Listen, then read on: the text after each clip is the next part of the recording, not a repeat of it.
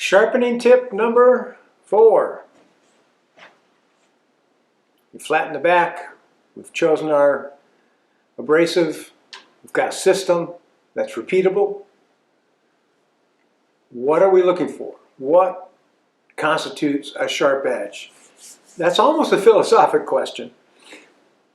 Imagine a 1-degree wedge. That would be really sharp. Unfortunately, it won't hold up. So we've got an edge somewhere between 25 and 30 degrees for our cutting edge. Now, what constitutes sharp? Everyone's got a different opinion on that. What might be sharp enough to cut through a nail isn't sharp enough for me.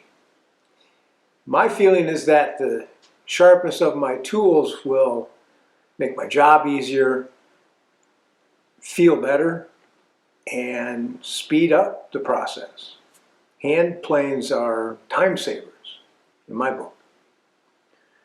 So this skill of sharpening is important, but how do you know when you're there?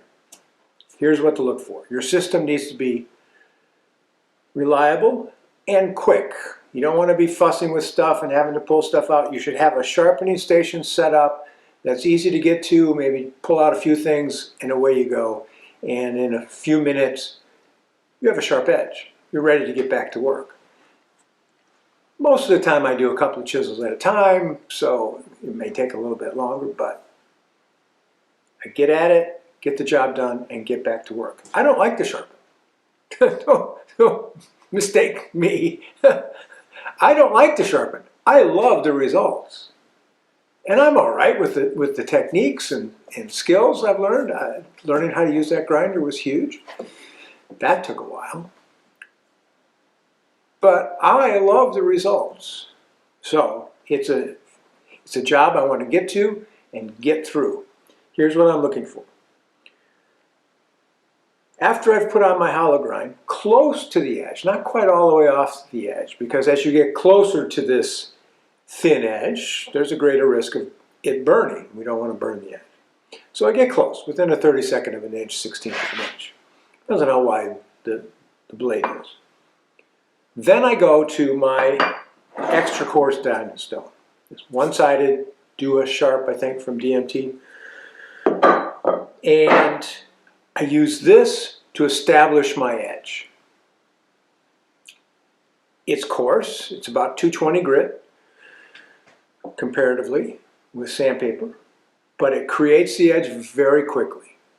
And I learned this using ceramic stones at a school I taught at once, and I moved from the extra coarse, to the medium, to the sort of medium, to the fine, to the extra fine. There are all these stones all lined up. But once I did that first stone and spent my time shaping the edge, the rest of them were just a few strokes.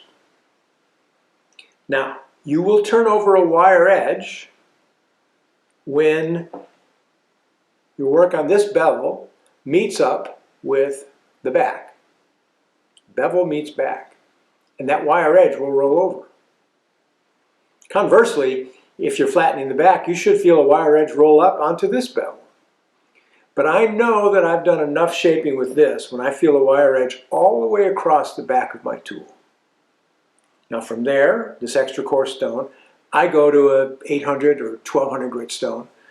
I have both. I have a redundancy stones. I didn't know what I was doing when I bought those. And then I hone that. You'll see a change in the scratch pattern. It'll be finer than the extra coarse, but you only need a few strokes. And then you move to the next stone, and perhaps the final stone. I just use 3. I get up to 6,000 grit, and it's at that stone where I take off my wire edge. Now be careful. Water stones in particular are soft, so you don't want to have that big ragged edge scraping a big scratch into your stone. So light it first, but then remove that wire edge. Make sure you're holding the blade dead flat on the stone, no lifting.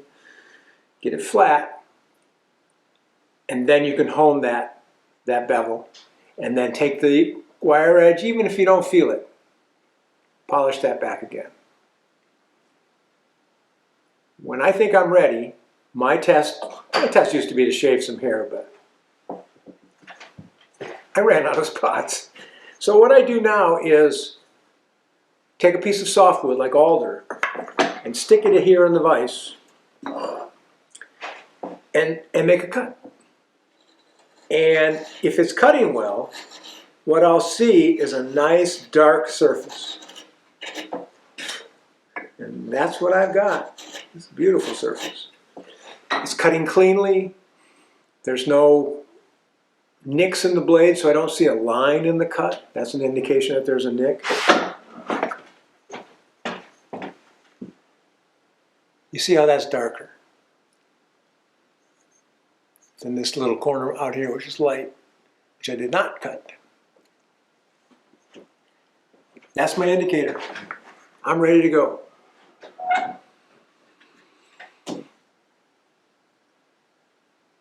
Take a look at the online mastery program page on our website. Please check it out, northwestwoodworking.com. There's more to talk about with sharpening.